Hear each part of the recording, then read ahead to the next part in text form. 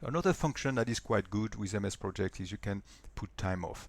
You can put time off for the resource or for everyone working on the project. And this is typical, for the Christmas period, depending on where you work. It's usually, they usually, the week off or the 2 weeks off, or there's government shutdowns and the likes.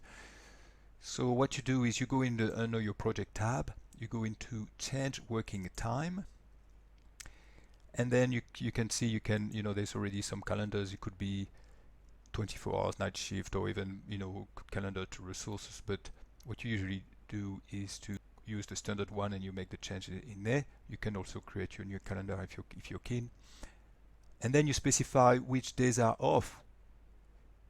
So here as an exception, so what I would do is I would go in here, I would call it, for instance, the Christmas shutdown, and I would say this would be the week before Christmas, or the week of Christmas. So it would start the 21st and it will finish the 27th.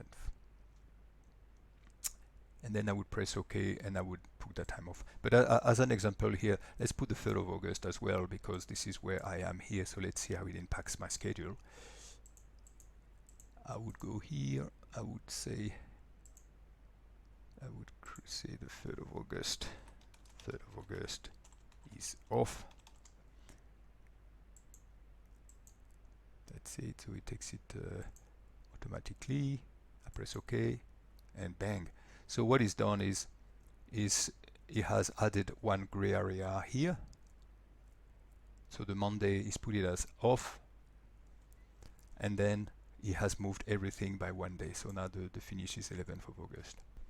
So I think now this is pretty good, and this is actually quite often used. Use with moderation. You don't want to start doing that every time someone goes on holidays. Instead you would put the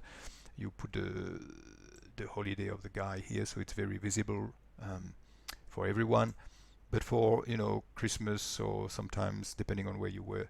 So I think this is quite useful.